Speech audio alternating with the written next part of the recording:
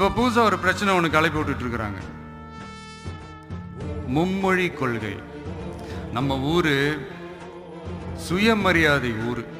நாம் எல்லாரையும் மதிப்போம், ஆனால் சுயமரியாதையை மட்டும் யாருக்காகவும் எதுக்காகவும் விட்டு கொடுக்க மாட்டோம்.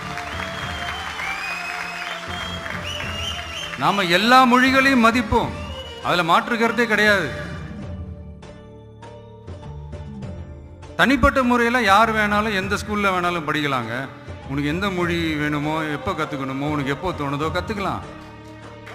அதெல்லாம் அவங்கவுங்களுடைய தனிப்பட்ட ஒரு உரிமை.